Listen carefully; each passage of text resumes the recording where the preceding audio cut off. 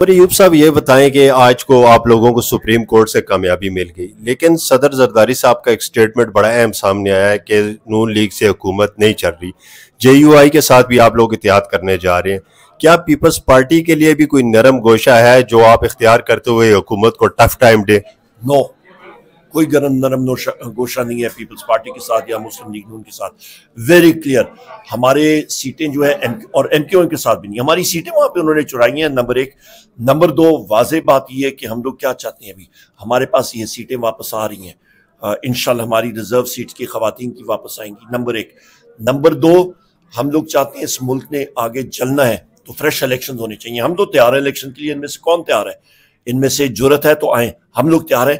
آپ کا election commission, chief election commissioner Sultan Akram Raja اور یہ جتنے بھی آپ کے ممبرز ہیں، الیکشن آپ کے کمشنرز ہیں، ان کو فی الفور ریزائن کرنا چاہیے، آرٹیکل 6 لگنا چاہیے، اور آپ کا الیکشن سسٹم کا ریویمپ ہونا چاہیے، صاف شفاف الیکشن ہونے چاہیے۔ نئے الیکشن میں جانے سے کیا کوئی معاشی بحران آپ پیدا ہوتے نہیں دیکھ رہے؟ ملک ویسے بھی پٹلی سے اترا ہوا ہے معاشی طور پہ۔ یہ انہوں نے خود ابھی بھی ایف بی آر کی بریفنگ تھی، وہاں پہ دیکھ کے میں نے جو سسٹمز دیکھے ہیں، نہ ان کو کوئی، وہ کہتے ہیں انگریزی میں، نہ سیر ہے نہ پیر ہے، کوئی ان کے پاس پلان ہے ہی نہیں۔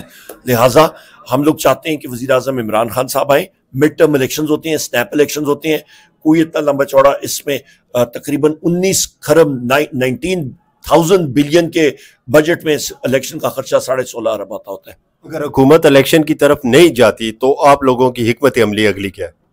یہ ابھی جو ان کو ہے بحیثیت اپوزیشن، ہم لوگ چنے چبا رہے ہیں اور ہماری شیرنی اور ہمارے شیر آ رہے ہیں اسمبلی میں، تو یہ تو بھاگیں گے۔ ابھی بھی یہ ان کو ہلنے ہم لوگ نہیں دیتے، تو باقی کدھر جائیں گے یہ؟ Thank you.